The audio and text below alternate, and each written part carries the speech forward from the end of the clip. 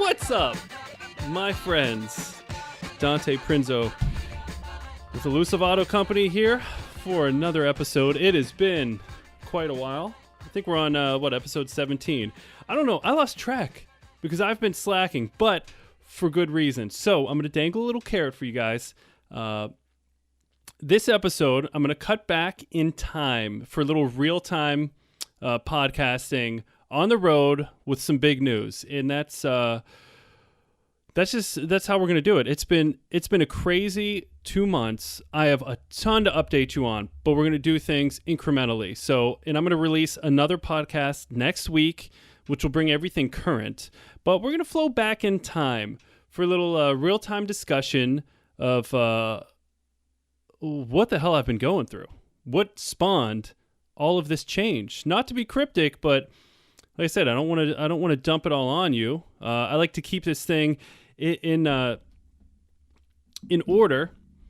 Like for this whole podcast, I've wanted to keep things very, very organized with the timeline of events, the timeline of growth of the business and the development process, because I think that's where we get value, right? Not just me kind of splicing things together and you're trying to figure out like, okay, wait, was this like last month? Like in what order did he do stuff? If you really want to get something out of this, and really for my own edification, when I look back on this, I want things to be chronological. So that's what we're going to do. You know, I'm going to say it now, because the audio is probably not going to be great because I was in a moving truck for this next segment. Yes, a moving truck. Cat's out of the bag. The move has happened. It's done. We made the move from Charlotte to Pittsburgh, and so much craziness to follow after that with housing and the business. Got a lot going on. But so we made the move. It's finally here. It was tight, really tight on that whole deadline that I was setting for myself. For those of you that have followed along with the podcast, but man, I'll say this: it's been a huge weight, enormous weight off my shoulders with the latest happenings here. So. We moved to Pittsburgh, specifically Mount Lebanon area, which is just outside Pittsburgh. And, man, it's a bittersweet. So, in Charlotte, it was, it's kind of where not kind of, it's actually where I started, where I grew the business, where I took this leap of faith, this transition from the corporate life, from an office with a view to cleaning cars in people's driveways. Like, come on. We went to Charlotte with no kids. We left with a 6 and a 3-year-old. Like that's crazy to me. We moved down there so I could manage a recruiting firm. We left with children, recruiting far in the rear view, out of sight, over the horizon. Sun has set. Complete single-pointed focus on this car business that I've started with the importing and the detailing. So, man, it has. Oh man, it's just been a whole thing. It's been a whole thing, and I appreciate your patience. For those of you that stuck around, I understand. I've probably lost some subscribers because it's been 2 months since I've uploaded, but I am settled in a space. I am in that space, and this is gonna get more regular because I need, like I've said before, like I need this. I love this. This is like. This is my therapy. This and this will be kind of a digital legacy for me to map out the growth of all this. Like how fun is it going to be? I mean, and really, for those of you thinking about starting a business, new venture, whatever it is, of course I hope you get something out of this, to help you with your business. But if you get something out of it just for your life, to laser in on. Whatever it may be that you want to focus on in life. I mean, I hope you get a couple things out of it. And really the main thing is just to enjoy the ride. And sometimes that's documenting it like I am. It could be journaling, just sharing it with your friends, letting it out there in the ethos, verbally, non-verbally, socially, it doesn't matter. It just, I really think I'm going to look back on this and be so glad that I did it, regardless of, the business that I gathered from the podcast, regardless of, any followers that I've amassed. It's more than that for me. It's more about this documentation. I mean, this 10 years from now, who knows where I'll be? I'll be somewhere, but man, will it be nice? It'll be, sick to just reflect back on, man, listen to my voice. Like, listen to my voice when I was starting things out. Listen to how I've changed, how naive I was when I went through issues with the DMV and with importing and the customs. And it's like, man, I was all over the place. I don't know. I might look back and be like, man, I was crazy because I was focused on so many things at once. I wasn't focused on any one thing ever. Or I might look back and be like, man, D, that was the play, because it still is. It is nuts as it is right now. And I'm really trying to buy time when I can to continue with the studying for the broker exam. I don't want to stop that, even though I am just completely crushed and underwater with what's going on now, which I will update you about. But it's I don't want to stop that at all means necessary. But I mean, that's number 3 pillar. It's got to be detailing, it's got to be importing, and it's got to be that brokerage license, because I really think to grow, I need more than just one thing, especially if I'm gonna make myself kind of foolproof to not be susceptible to seasonal droughts, to winter droughts here in business, lulls, if you will.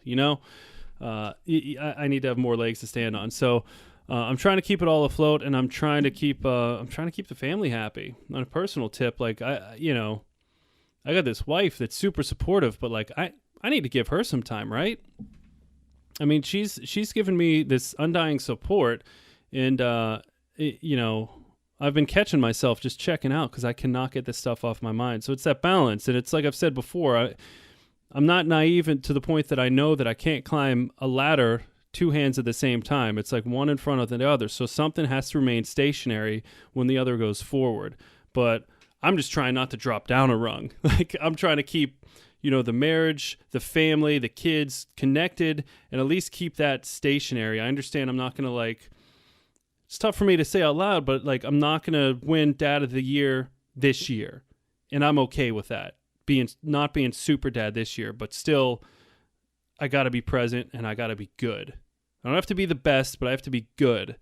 While this is the year of growth, development, and just a shitload of change with the business. And then I'm going to make it happen where, I will get another Dad of the Year, because I pride myself on that, and a husband of the year. And it's all important, because without the whole bouquet, it just looks like shit. So that's my personal dump here. I know we come here to talk JDM cars, to talk business, but sometimes it's nice to just key you guys in on what's going on in the personal life. On that tip, I appreciate those of you that have reached out to offer help, assistance in social media, video editing, because I'm sure you've noticed if you follow me, it's been a 2-month lull with that. But it's just like I said, I don't want to say I don't have time, because that's a nonsense excuse. I cannot, I haven't been able to allocate the time to it. It just hasn't been on my priority list. There's just been some things, super pressing things that have been right in front of me that I have to handle. And if it's between that and, making a little video and a post and just being in that headspace, it just, it just hasn't been winning that battle. But for those of you that have reached out, man, huge appreciation. Some I'm going to take up, if you're actually serious about helping out with stuff like that, because it's, I'd like to get some videos up especially of what's been going on with this change, with all these updates I have. And it's just, it's just hours. It's hours I don't want to put into making, video documentation, but I think it's important. So, delegate. I guess that's where I'm at. I'm at the delegation stage. So That's good stuff there. But without further ado, this has been kind of a big lead in, but we're going to drop in, me chatting it up on the road, talking a little more about this this move and where my head was at the time, which was just exploding. And we're closing this episode out talking JDM cars. I want to talk about one of my personal favorites, a car that I've built, of course, a USDM model, but close enough. The Toyota Soarer, the Grand Touring car that you can throw on airbags or you could gut and take it to the track. I think it's just a versatile chassis. You know, the 1J it comes in with, the 2J can be dropped. We all know that, the multitude of transmission options and swap kits. But all of that aside, I want to talk that chassis because it's one of my favorites. We'll talk a little history on it. I'm going to share a little bit about one of my favorite personal builds, the SC300 that I bought and was gross and turned into something less gross, at least in my mind, and some JDM tidbits. So stay tuned. We are going to the road.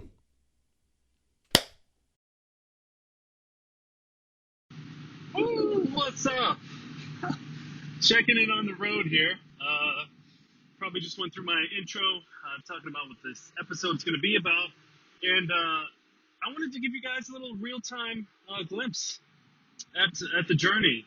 Quite frankly, I wanted to tune in earlier because I was, when you get to that point, you've made a road trip so many times, back home, a long commute, whatever it is, but you're on autopilot, and it just, I don't care if the sun's blaring down on you, which actually I have more trouble staying awake during the day, but it's just, you're on autopilot. It's hard paying attention, when you get tired, you zone out, because it's like you could do the trip blindfolded. And this trip to Pittsburgh, same way. I mean, since we've been in North Carolina 8 years, the first year we moved here, I had 17 trips back home. That's just the first year. Now, it chilled out after that with family obligations and what have you, but, we've been up a lot. And the first part of this trip with the truck, was okay. It was fine because I was trying to get used to it, so I have basically all of our possessions, all of our house possessions in a 26-foot U-Haul. And I still have to go back, pick up some more on Monday. So I'm gonna roll back with the Ridge line, do a enclosed trailer, load up the rest of the garage stuff because I have 4 workbenches, like table grinders, drill press, like it takes up a lot of space. So we couldn't get it all in this trip, but right now, I'm 26-footer in this immensely underpowered U-Haul. I still don't get why these things aren't diesel. I was just talking to a friend about it earlier. And, with this thing loaded and the RX-7, the FC, I have that I'm towing behind, it's 26 feet plus what's the trailer, like 16. So, yeah, this is the longest rig I've had to drive, through the mountains of Virginia, West Virginia. It's a bit of a dog. But, yeah, I wanted to check in earlier because I was getting tired. But me, like, autopilot, brain dead, I missed the exit, and it was just, I saw it, but it wasn't really worth swerving over. And check all the mirrors, there's cars, whatever. Excuses. But so I had to turn on this this road that, I'm looking at Google Maps, connects the 2 major highways I take to go back home, 77 and 19. I got to get on 19. And, oh, man, bad move, D. This road is a town called Pax. And I'm sitting here, again, we got everything behind us. I know it's packed well. We had professionals pack it in here because if I did, 50% would be destroyed and we wouldn't have fit as much in. But with that, the RX-7, I have the front bumper temporarily mounted on. So just hoping that stays on because, where else am I going to put it? Couldn't have it on when I pulled it on the trailer because it's too low. So, man, I get stuck in this just backwoods town, which actually I'll post some. I'll probably have already posted some pictures on Instagram. The roads were awesome. Oh my God! If I had any of my fun cars, anything, it would have been a blast. I mean, we're talking switchback after switchback with you can look through the turn, no blind. It would have been a blast, but it was one of those roads that's barely 2 lanes, drop off on both sides. This thing is about as wide as the lanes, and with it being long, I'm cutting off on some of these turns. So suffice it to say, I'm pretty wired right now. So I don't need you to keep awake, but I wanted to check in. I think these things are fun, just a little real-time doc of what's going on. So as I said earlier in this episode, which I'm sure went into detail on, we are moving to Pittsburgh. The day has come, finally. We've been talking about it. I set that goal for brick and mortar, all of that good stuff. So it's happening. We're moving. We're temporarily moving in with the in-laws until we find a place there. Just sure some of you have been through moving. It's just too hard to coordinate selling a house. You don't want to float 2 mortgages. You want to see things in person if you're moving out of state. So luckily our house sold in a day, which made life easy. Fast close, end of the month we're closing. So we can start looking at houses now. And so this is how things are going to go. And I wanted to share with you because, as always, you guys hold me accountable. Super appreciate that. And just me putting this out there, which is really a business practice, a life practice, I am trying to live by, because I work hard. I have a lot of drive, but there's something extra. There's an extra layer of accountability when I tell people, and I'm more prone to jumping all in when I tell people than falling into the pitfall. We'll get on a little business in life rant, as I like to do here. Falling into the pitfall of waiting for things to be comfortable. The right time to spend the money on this, or to invest this, or to allocate time for growth or development, whatever it is. It's busy family stuff, work's busy. Just had to buy something, whatever. And sometimes I fall into that unless I put something out there. So, and that brings me to the brick and mortar. I set that goal.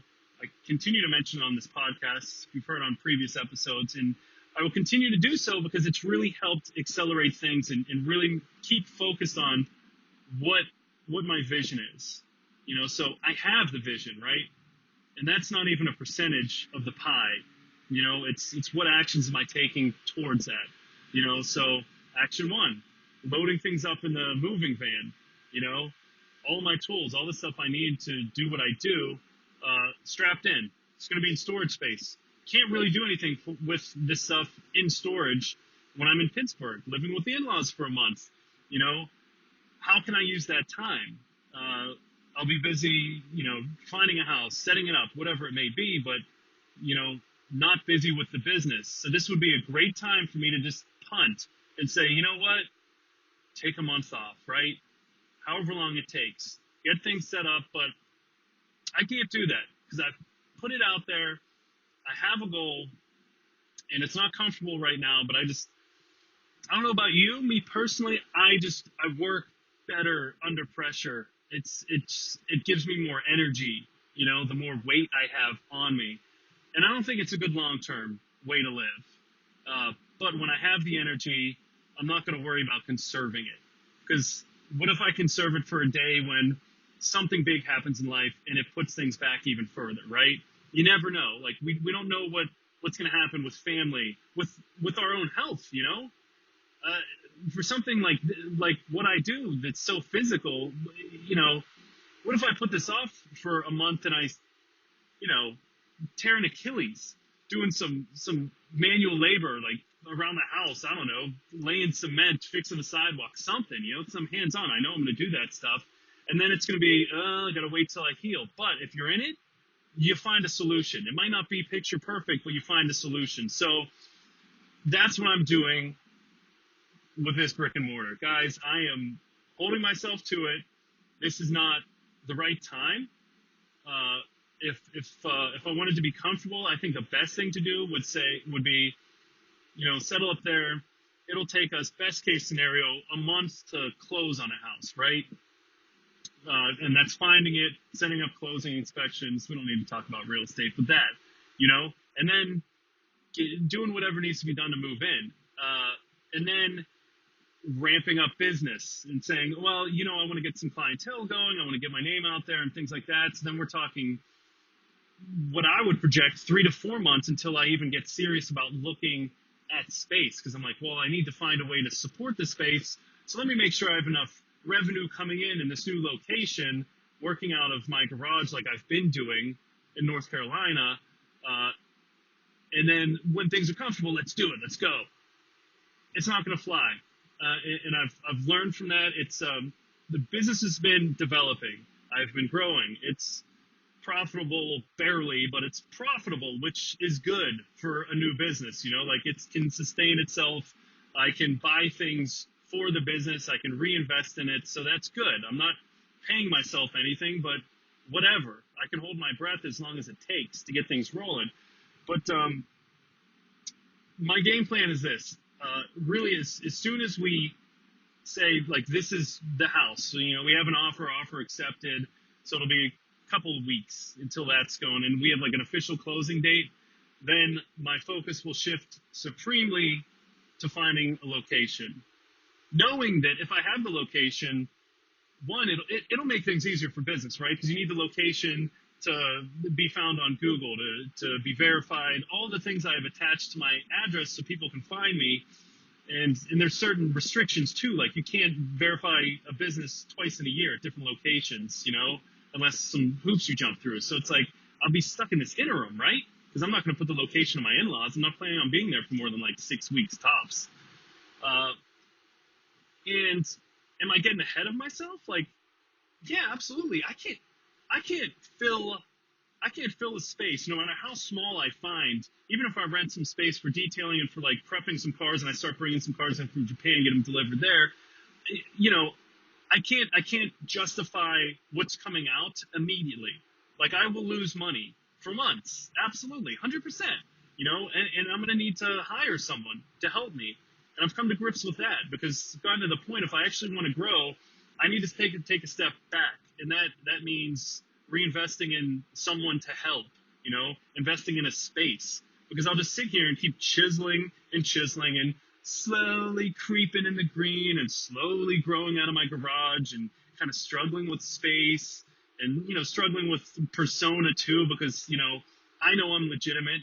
I know I give great service with detailing and all of that. But, and with cars, but, someone comes to look at a car, they come to your house, it's like, okay, this is like, it has a private seller vibe. Not that that's bad, but, if you're a business and it's in a company name, it's like, okay, what are you? What is this? Are you just doing this and you're going to skip town? Or, is this just a side hustle?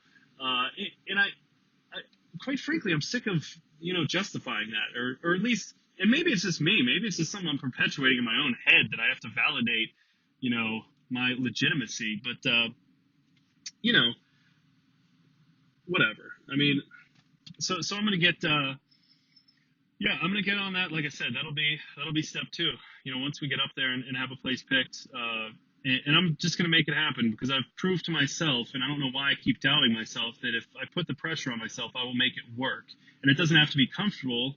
And I think in general, people work better when they're not comfortable. Like when you have to make it work, like there's no, I'm going to have rent, or if I buy a building, I'm going to have a mortgage on it, something, but like I have to pay for it. I have utilities. I have to make it work. So that might mean not paying myself for a long time so I can pay someone else to service enough to pay for it and get things ramped up, or, partner with someone that does PDF, or, to do some film installs, whatever it may be, have someone do out mobile detailing, have a mechanic, kid from a local school, a Votech or what have you to get these cars prepped. Cause I could spend, on this RX-7, I mean, by the time I'm done, I'll have, over 150 hours into it, and I could be doing a lot else, and it's going to cut into my revenue. It's going to cut into my profits to pay someone, but what can I be doing elsewhere to bring in some business, like a lot. I love doing body work. I love working on cars, but you get a diminishing return at a certain point. And I really, I want to stay true to my original form. I want to focus on Japanese vehicles because I love them. I think if I love them, I'll have enough people that love them that can support this, right? And I can offer a service. So I do want to have a mixture of imports, right-hand drive cars, because I've got that figured out. It's seamless. It's streamlined. I have the broker's exams round 2 coming up in October, and that's going to be a huge part of the business. But I need to do other things to support that because it's slow getting that started. There's a lot of capital that's tied up in a car, because it's not just a service that you get an instant return on, right?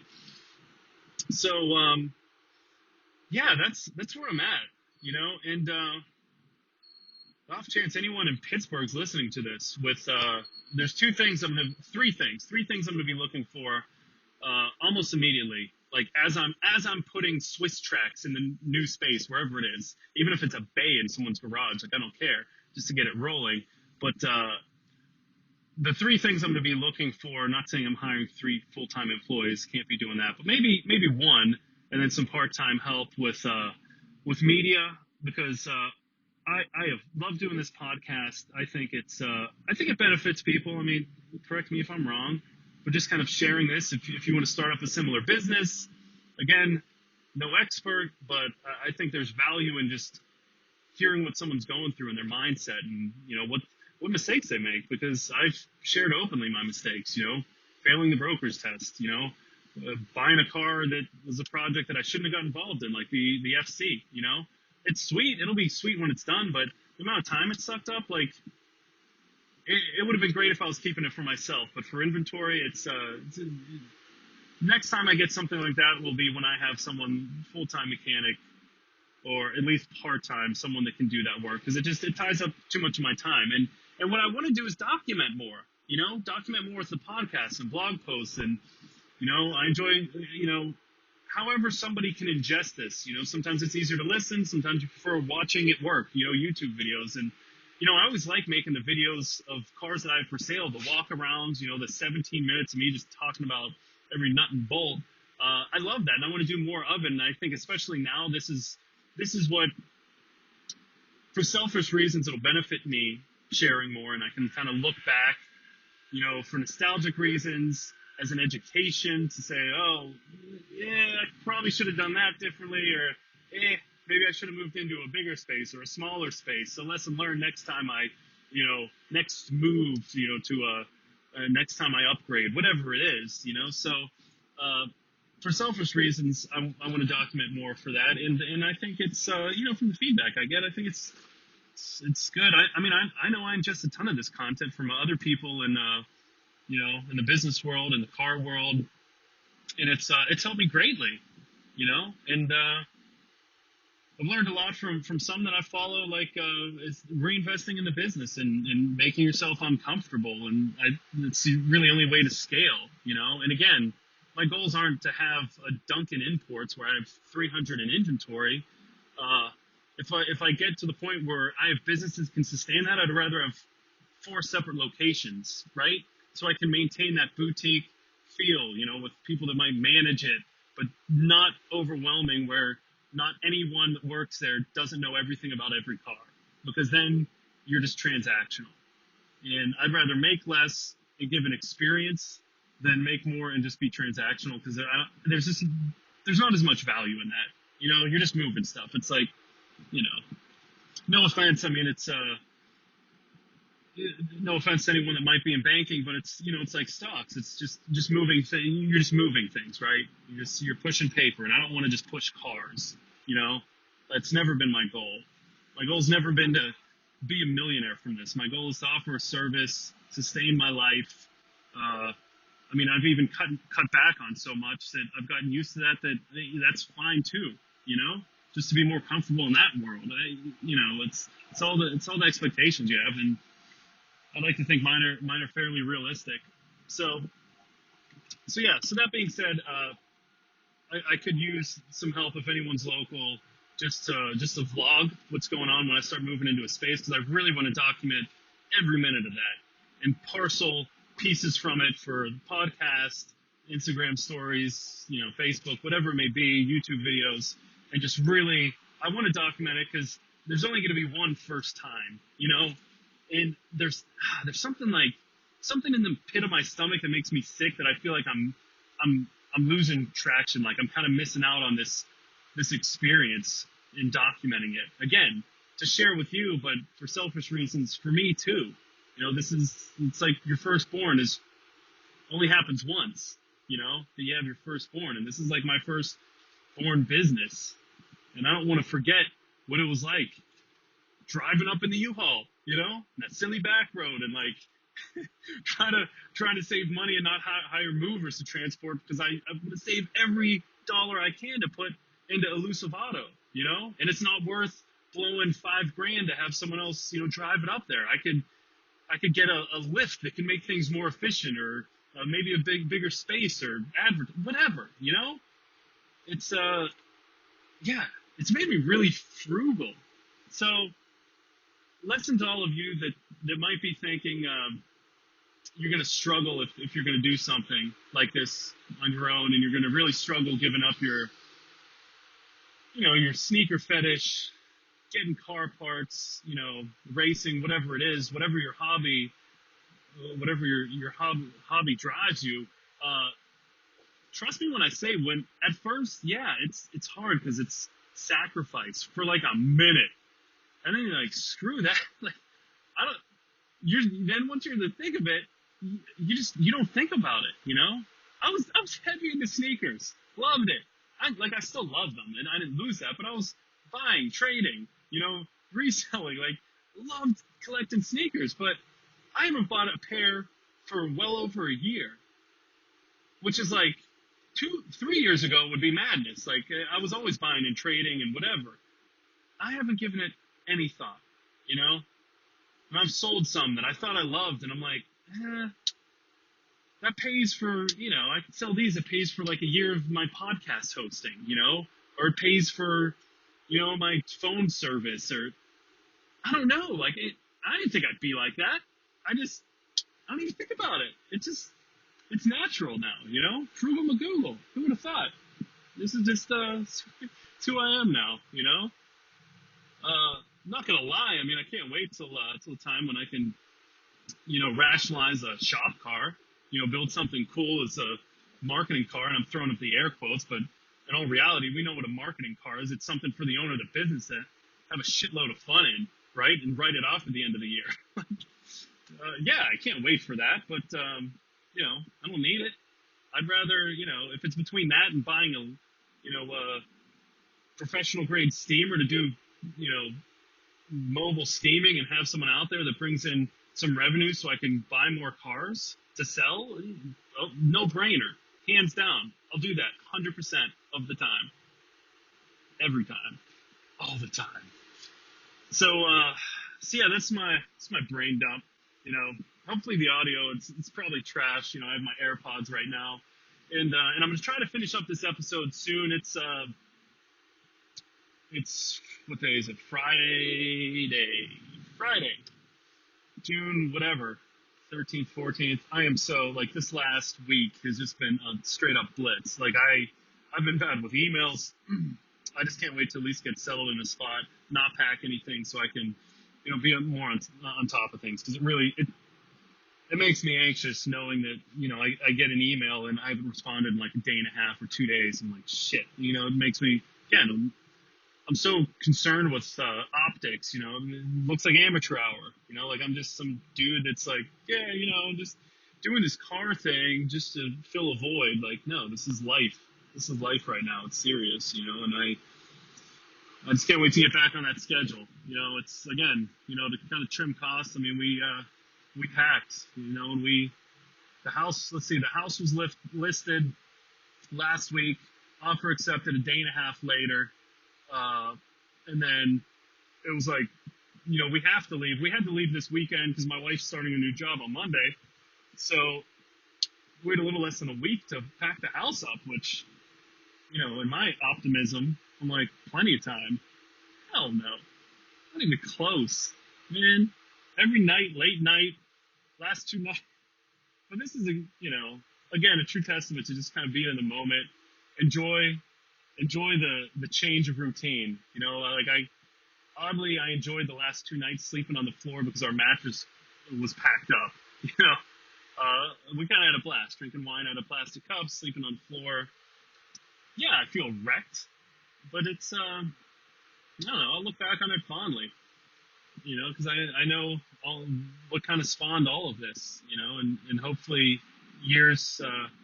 as years click by, I'll look back and be like, yeah, I'm super glad we did this because now look at what I've created, because like I've said before, even though I've been full time with this, it's still in the back of my mind since I wasn't at the end destination, geographically, like we knew we were going to Pittsburgh.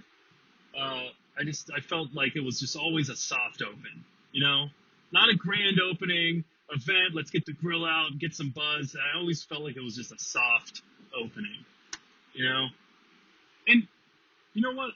I don't give a shit if it's corny or what, but again, even if all I can find close to where we live that's reasonable or in my budget is like part of a garage space or warehouse, whatever, yeah, I'm still gonna do the grand opening. You better believe it. I'm gonna join the community groups. I'm trying to blank now because I'm super fried, but oh yeah, Chamber of Commerce. Yeah, I'm gonna join them so they come over whenever you're a new business and cut the red ribbon. Hell yeah, it could be a 12 by 15 spot. I'm gonna put my damn sign up and we're gonna cut a ribbon. I'm gonna invite people over, have a little meet. Hell yeah, I don't care. I'm gonna indulge myself and enjoy it because like this wasn't easy, and this will feel stupid good, like stupid good when I look back and year and a half ago or 2 years ago, whatever it was now, I was talking to scientists and doctors trying to convince them that they want to change companies, for stuff I just didn't really care about, and, just sending 100 emails a day, leaving countless messages, just drone, autopilot. My only refuge was the late nights in the garage. That seems like a decade ago, like a decade. So, man. So anyways, I'm going to get back into this episode, back to some decent recording. This next part will probably be in my in-laws' den, but hopefully I find my microphone to make it somewhat bearable, on my computer to get things sounding as fresh as they can be. And, yeah, we'll talk Soarers. They've been on my mind. We'll talk a little more Japanese cars, wrap up some business stuff. I'll probably have some more stories about the rest of this drive and unpacking and things going on with the FC behind me that, the front bumper's held on with hopes and dreams at this point. So hopefully it's still there. I can't see it. I don't know. It's fiberglass. I wouldn't even notice if it hit the road. It just disintegrated. I mean, it looked like fall leaves as soon as it hits the ground. So, whatever. We'll see. But, yeah, I'm sure I'll have some more stories about that. Trying to set up a storage space to be somewhat functional to run a business out of in the interim, because I will have zero space at the in-laws. So, any detailing, any work on cars will have to be done out of there. And I'm gonna be getting something new in, at least getting it en route fairly soon. So we'll see what that is. I'll keep you posted on that, so we can get something a little live on the website. Something inbound. So all right, thanks for joining the drive. I am now 2 hours out, so thanks for passing a little bit of time. How long did I record here? Yeah, it's like a half hour. See, that went fast. Appreciate it. Thank you. Thanks for the ears. Thanks for listening. We'll see you in Pittsburgh in 5, 4, 3, 2, 1. All right, so back in the studio, i.e. a desk in a room with the microphone. Hope you enjoyed that. I'm going to do what I can in post to make that sound decent. Again, that was me in a U-Haul, a 26-footer with a trailer behind it, the FC behind it, and my iPhone on. Actually, I don't even think I had my headphones. So that's like straight up iPhone on speaker. So I just thought it was important to capture it in the moment. I knew that once we got here, once we got to Pittsburgh, it would be hard for me to rationalize allocating time to record anything, because I just knew it was going to be full on, like full sprint, full speed ahead. And again, I've done it once before. It was horrendous audio. I think it was after one of the car shows when I was driving the FD.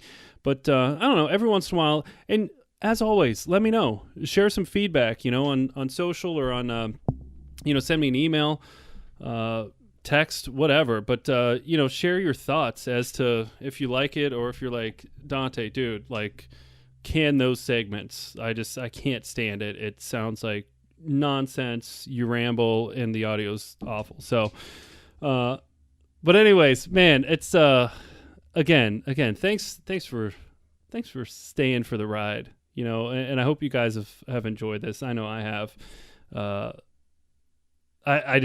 I can't believe it's been something we talked about. Like I've mentioned before, I was like stuck in purgatory for a year, when we're talking about the move, and I'm growing a business, but then it's like, for what? So I was kind of using that, like using North Carolina as like a soft open, right?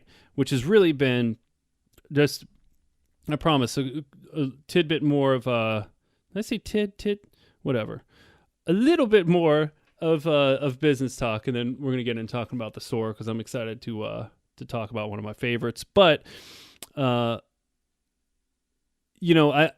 it was beneficial using that as a soft open, and with that, I tried things that maybe I wouldn't with like a hard open business, right?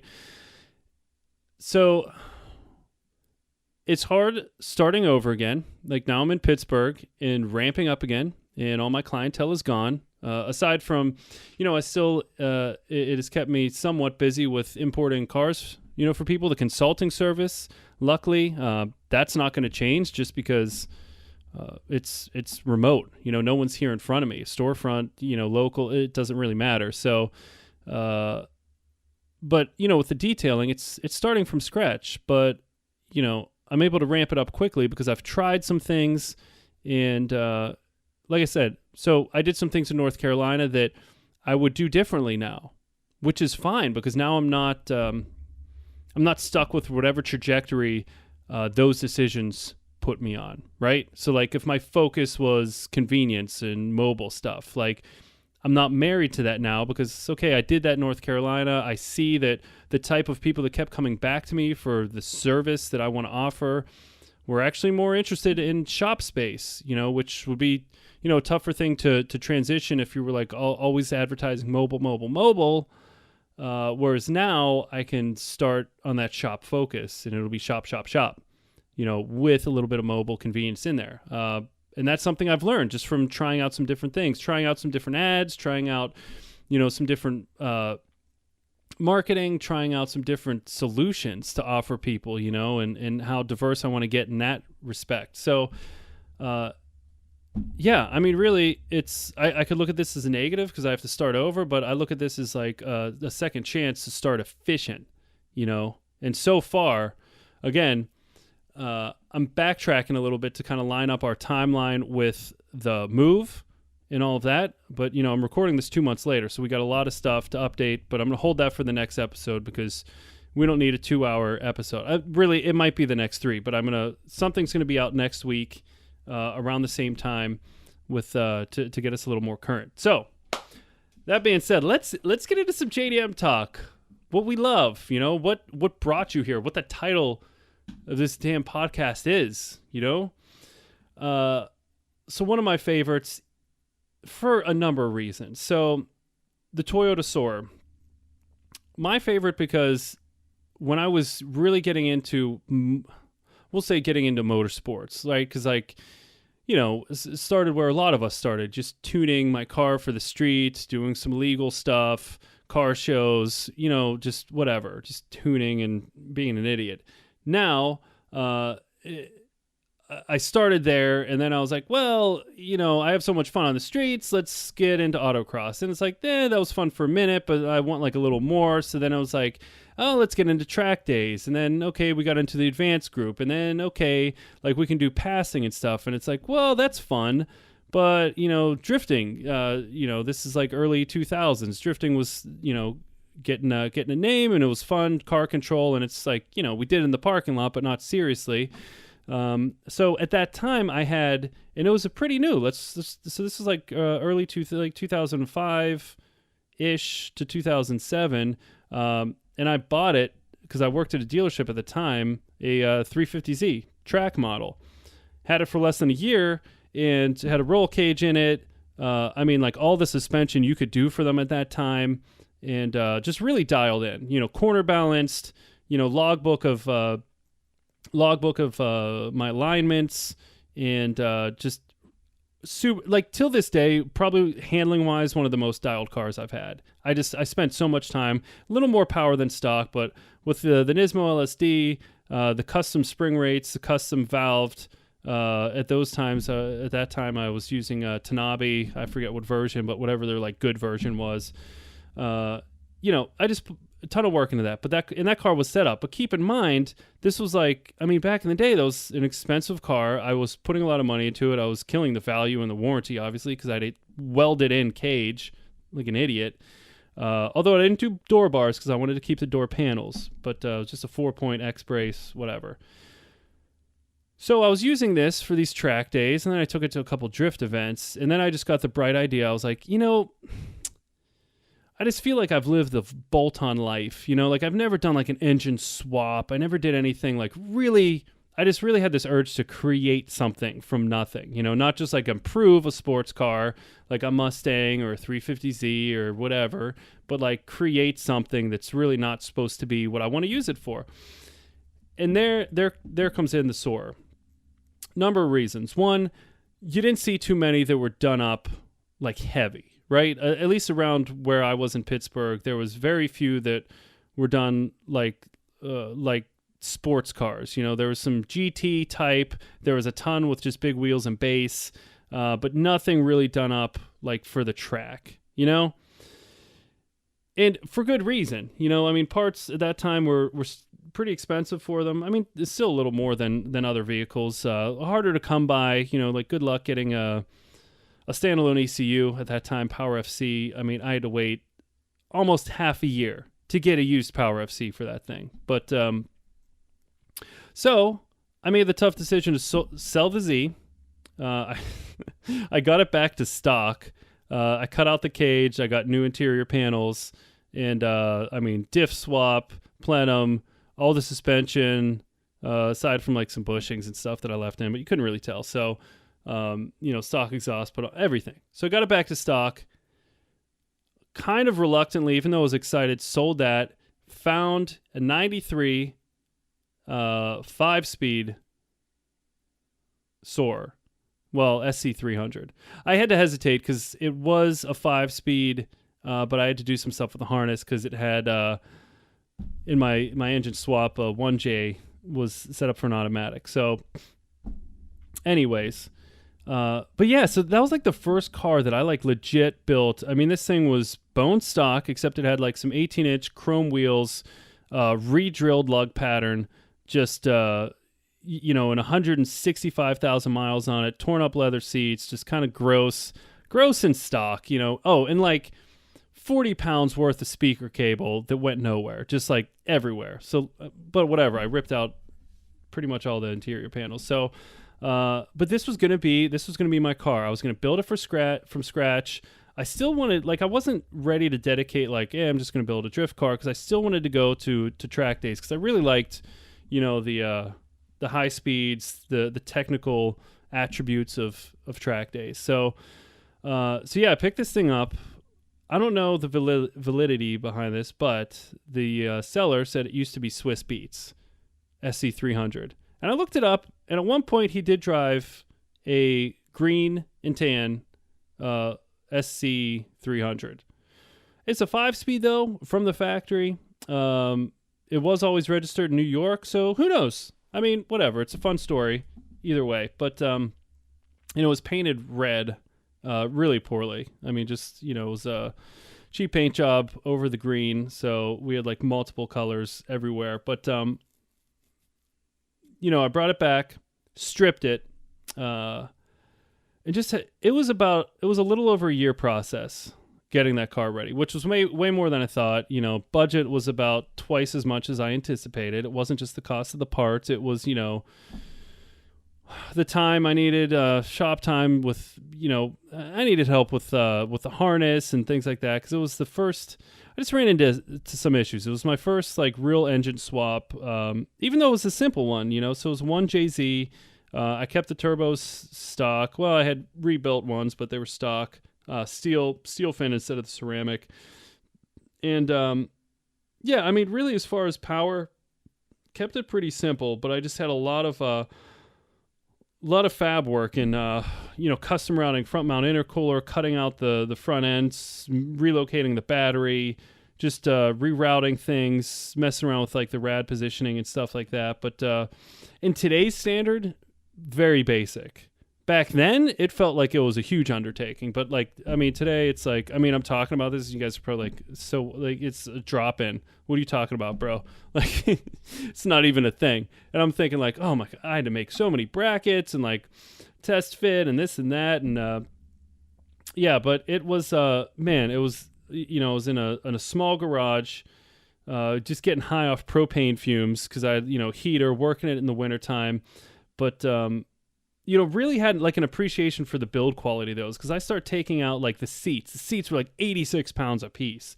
All the sound deadening, the fasteners, like $165,000, not a well-maintained vehicle, and I didn't have to deal with a single seized, broken, rounded fastener, bolt, anything anywhere. Clips interior-wise, so the interior was super janky, rattling around. Like there's a lot of broken bits there, but clearly it's been because stuff's been uninstalled a bunch of times for like audio modifications. But I wanted to build something that, like I said, at that time wasn't like super common and it wasn't good. Like it was a GT car. I think the weight distribution was like 63 in the front or like 65 front bias. Like it understeered like crazy stock. Like it did not feel nimble at all. They're super heavy. I think what, like 3,600 pounds, or 37. Just a absolute tank, but I could fit in it. I'm 6'4", so I know I could put a bucket in there, helmet, plenty of head clearance, which I did. I like the long wheelbase. So it's not as nimble, but it's a little more forgiving, right? So for like high speed stuff and like the track that was local here in Pittsburgh, well, still is at the time, it had some high speed things, not too many low speed, and the Z had a long wheelbase. Really for the size car was, the wheelbases for the two weren't much different. So I like that long wheelbase. It wasn't snappy. It gave you a lot of warning when the back end's stepping out, and you can really kind of high speed steer with the rear easily with those. Like, cause it was kind of, I'd like to say my driving skills were decent, but it's kind of a good intro car.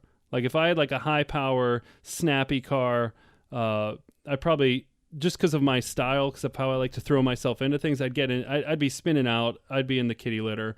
So this was kind of a nice in between. Had a Origin body kit. So got all that stuff. Zeus clips, Zeus fasteners. I really wanted to build it. Like I wasn't worried about street convenience. So full cage, no halo. Well, but 6-point cage, nothing too crazy. The biggest modification on that, weight distribution. So the seat rails moved back for me, obviously. Battery moved in the back, simple, whatever. The biggest thing, the gas tank in those was behind, above the axle, right behind the back seats. So it was very high. It basically went from the trunk surface to like the deck lid where the speakers were. So it's this tall, narrow gas tank, super high. Just a poor place, especially if you're going to be gutting it out. So obviously the seats aren't there. I put a, it took me, I don't know how many hours, but to cut out and do a fire kind of suppression partition between the trunk and the cockpit, and had a fuel cell put in. And so the hole where the spare tire was completely cut out, some bracing put around there, and even the guy that did it at the time, because the fabrication was way above my skill level.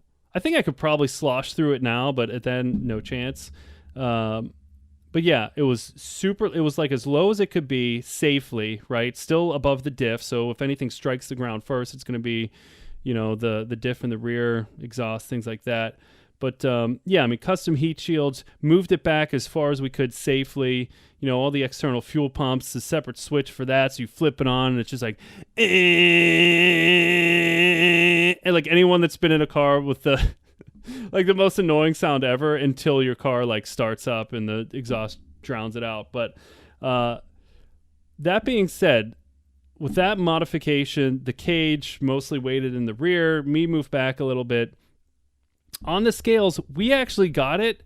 It ended up being 54-46, which is pretty, like 54-46 is pretty close to a 50-50 balance, and something that was a 65 like front bias nose heavy pig.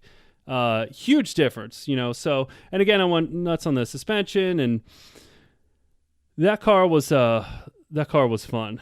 It was painted khaki. RPF1 wheels that I actually got. They were like 350Z offsets, set to roll, pull out the fenders. I mean, for that time, it was aggressive. For now, I mean, people would look at it and be like, dude, that looks terrible. I don't care. Whatever. I spray painted it khaki. It looks sweet. But the whole thing, it was like a bit of a unicorn, right? So I built this thing. I was like super proud of it. Finally got the Power FC, finally got things running right because I wanted to... I knew I was going to be upgrading some things. The Power FC was a nightmare to find. You just couldn't find them for a Soarer. Like I don't know what it is now. Some of you could probably speak to that a little better, but at that time, good luck. Again, it was like 6 months of just like stalled out project. And that's probably why like I took so long doing like the quick release, like the Zeus fasteners on like, on the front end and, the side skirts and stuff like that, because I'm like, what else am I going to do? So I took a ton of time on that stuff, which was cool when it worked, but, a year went into like a year and a half until everything's totally sorted. And at that time, I sunk so much money into the car. I forget what we were doing. We were doing something. Either way, something was going on in our life. I think we were planning on moving or... Oh, it actually was. It wasn't too long before we moved to North Carolina, and it's like, could use the money for a house, and it wasn't. I just wasn't going to be going on weekends rebuilding. It was too much. It was too much financially, time wise. It got too crazy. But I sold it to a guy who actually heads up, I think they're still going, Triple Crown Drift in Denver, or the Denver area. Casey Kane, I think, if memory serves. But anyways, he rocked it out. I mean, he built it. He did a bunch of stuff to it, but he rocked it out for like 2-3 seasons, like full seasons, drift circuit stuff. So I know it had a good second chapter, well, third chapter, fourth, fifth, who knows. I was like the 8th owner of the car. But I'll always have a soft spot, and I'll always want to do another one just because that was my first creation. And it's like how I do anything else. I mean, I know I wasn't the first, and I don't really aspire to be the first to do anything, but just to do something a little different, because it feels more of mine. Like that build felt more like my build. Like I wasn't just bolting on. I wasn't, using a recipe that's been in place that is all around me and things like that. And there's nothing wrong with that. And I'd like to have both in my life. I'd like to have a big project like that. And then I'd like to have a car that I can, like a 240 or whatever. Like that's very simple to find things to troubleshoot that you can just run, So there's no right or wrong. That's me. That's where I was then, and I still have a soft spot now. And it was something like I'm proud of. Like it's something that, like, when you talk to people, it kind of, as corny it is, it gives you like a little credibility, right? Especially, like I said, at that time, things were not to sound like an old head, but it wasn't as common. Like especially where I was, like there was one other guy that I knew of. His was built totally differently, but there was like seriously modding out an SC300, and that's it, But and then that brings us a little more present day, 2015.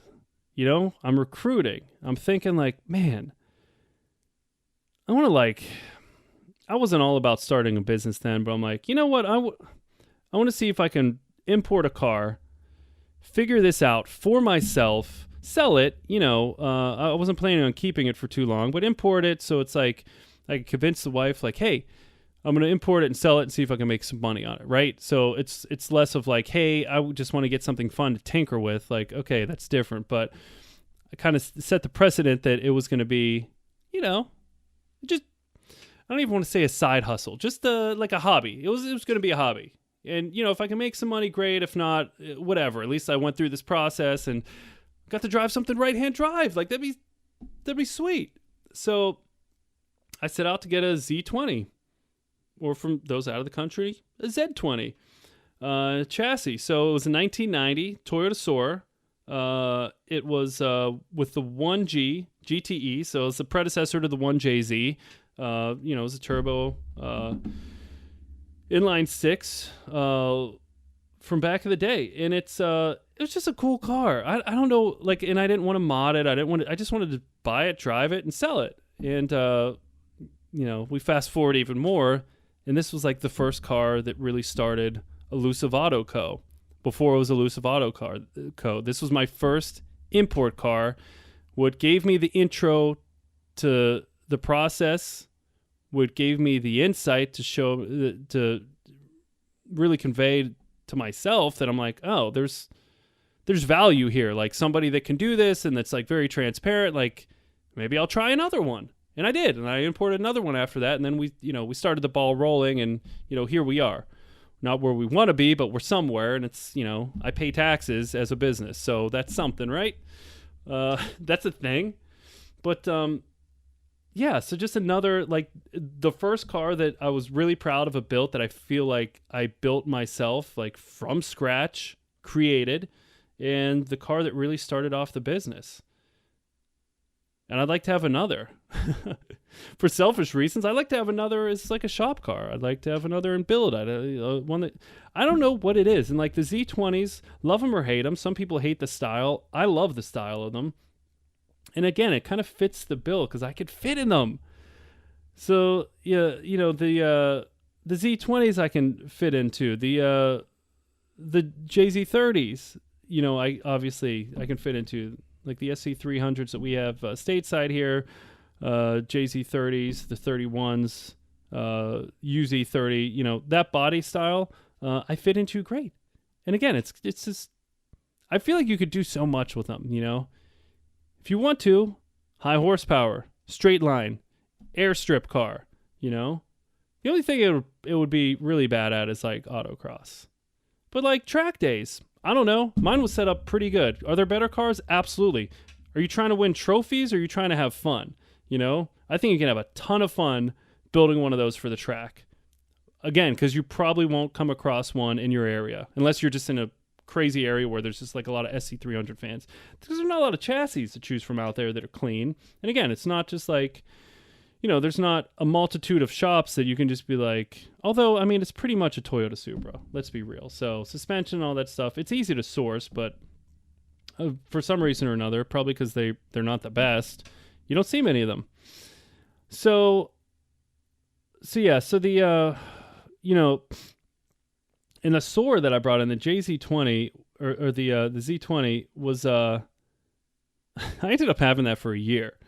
Because again, and this is something I tell any of my clients that are importing a car, I don't care how well vetted it is, and I think I vet things. The guy I have look at them overseas, we vet them as good as you can in the circumstances in which you can't take them on the road and test drive them unless you go to a dealership.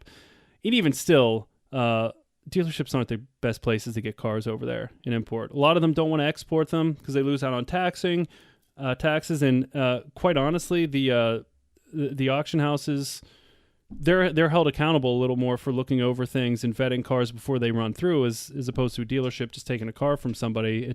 They can take whatever they want, right?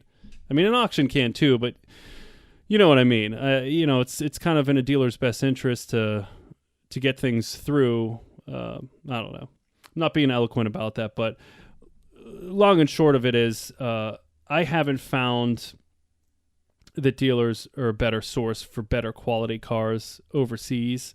And the only benefit there is you might get to test drive it on the road. Might. But if they hear it's for an export, they probably won't. They just most don't like dealing with that.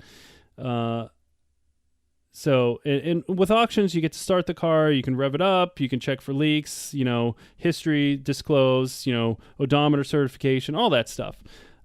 But regardless of that, and regardless of how scrupulous I may be, and the pictures and the videos and really, really, really vetting these cars, they're classics, and we don't get to take them to redline on a highway pool. So and it could have been discouraging, but my first dose of importing a car was bringing in the Soarer that was really clean, interior, beautiful. It looked like someone even detailed the engine, so someone paid to have that service done at auction, which means they actually give a shit, and service history, all of that stuff. But I pick it up, take it on the highway, full boost, fourth gear, clutch slips. And then it just keeps slipping, clutch is gone, clutch is shut. And you would never know, because you start it, you move it around a parking space in a parking lot, we make sure the transmission gets into gear and goes under its own power. It's about all you can do. So there's always going to be these surprises. So, so I had it in the garage, ordered the clutch that I thought I needed from this company in Australia. It was the wrong one, sent it back. A couple months later, the right one comes. So it's like before you know it, like 4 or 5 months goes by just figuring out the part situation. And then you get the clutch in and whatever. But I sold it, and I didn't make a dime. Not a penny. Actually, I think I lost like $63 when I figured out everything. We're talking tax, registration, parts. I mean, I spreadsheet it all, and I netted a minus $63. So this was my first experience, and I'm sharing this because if you're going through stuff like this, I mean, or you're trying to start something, whatever it is, don't be discouraged. This is the cost of education. I mean, really, if I lost thousands on it, it's the cost of education. I'm educating myself on business. I'm going through it now with some other things in the township, and I didn't go to school for this. And even if you did go to school for it, and it's your first time starting a business, you have to understand that it's like you're paying for. I just look at it that way. I'm paying for credits. So times I get, if I got fined or whatever, it's or extra tax or conversion rates because I didn't know any better.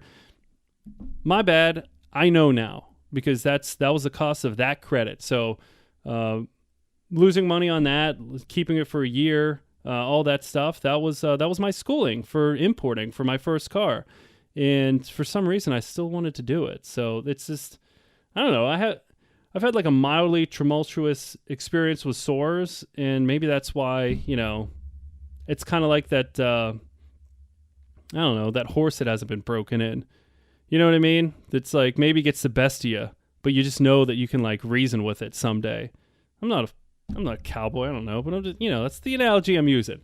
Take from it what you will. But yeah, I mean, the Soarers. It's and there's been a lot of them. There's actually looking at the model run of those, even though they've only been 4 generations.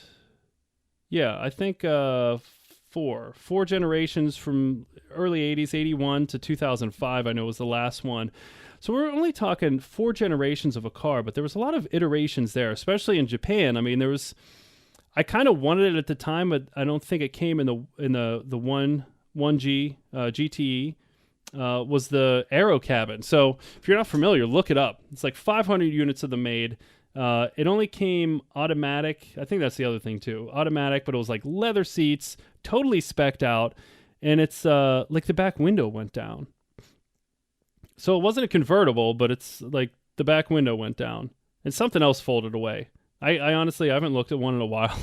So weird. It's like, I think the roof folded back, but the sides, like the pillars were still up, like the, not the A, but the B and C pillars maybe. But like the whole roof retracted. Super weird. But like, good weird. Because these cars, like, man, they were so far ahead. Like the digital dash on the Z20 looks three-dimensional. And reading about it, the influence was from the fighter jets, back in the day, because it's like, Top Gun era was all about like that styling in the 80s, the fighter jets. And it's like everything kind of funneled towards the center. And the blinkers were like three-dimensional. The blinkers looked like they were on the screen and everything was set behind it. So cool. And even like they used fiber optics for no other reason than that they just wanted to be the first manufacturer to use fiber optics in a car. And you know what they used it on? Super special, super important. I don't even know what you call them. Like the little valet lights or the parking, not the parking lights, but like the, like where they put curb feelers on back in the day. Like, so it's like top of the fender. They're those little nips, and they just have a soft white glow at night. And they're just there basically to flex that Toyota can use fiber optics in a car. And that's it. Like that. It's so stupid and so cool at the same time. I think that's why, it was so over-engineered. And I love that. It was just one of those cars that was just way ahead of its time. They put so much time and effort, and even getting into the JZ30s, it's like they were answering a call that no one made. It's like the GT cars, like there's always been a niche for the GT cars, but just like the amount of effort they put into this GT car, that was such a small segment. Like the LS was selling, smaller versions were selling, but it's like two-door, like the tank GT cars, Japanese cars, German cars have kind of that covered. There's never been like a huge market for the GT Japanese stuff. And they put so much development into these cars. It's like nuts.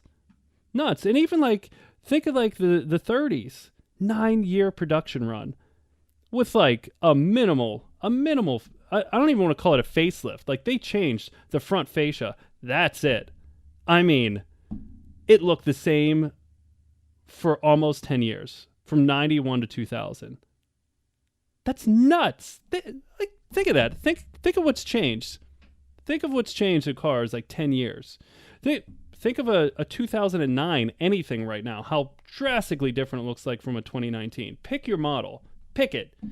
I don't know. Some could say that's lazy on the design standpoint. I just think like you built such a cool car that it could actually sustain for 9 years without changing it. That's like ridiculous. But yeah, and the 20s, I mean, had some cool models. It's I had the twin turbo L model, which was like kind of the luxury version. But that aero cabin was super cool. It was the 3-liter, the 7M, which was actually used in the Supras, stateside here. So it shared that 7M GT and the GE version. So, man, just like I don't know. Love them or hate them. I just wanted to share my love for them, my experience with them, and it's two firsts. And I wouldn't even say like I'm a Toyota fanboy. I'm not. Like I've actually always been a Nissan guy, but for some reason, like these markers in my life have been planted with Soarers.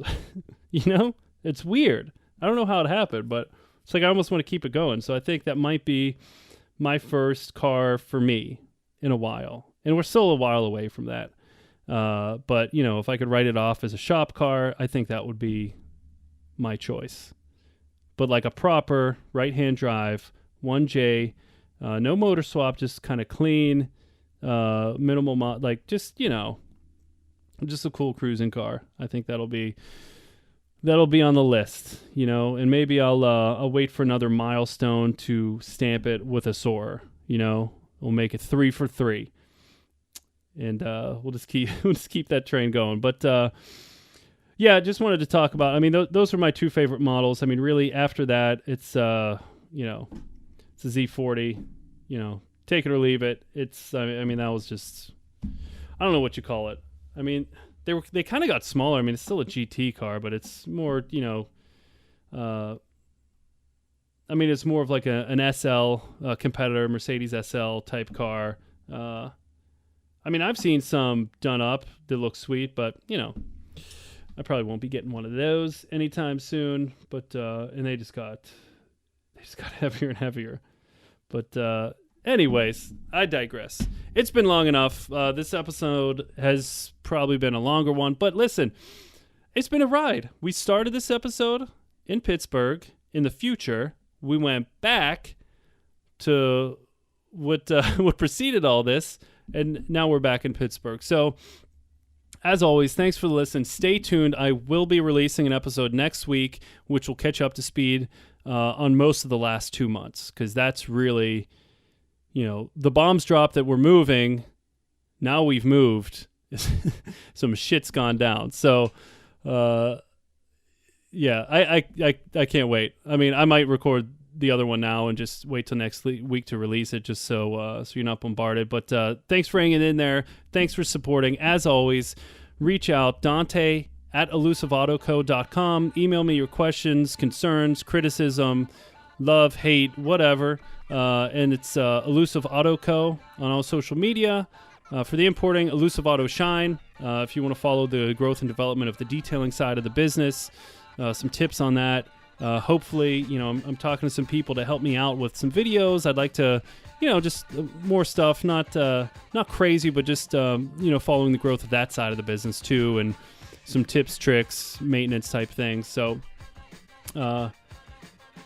thanks for the listen. As always, enjoy the ride. Talk to you soon. Peace.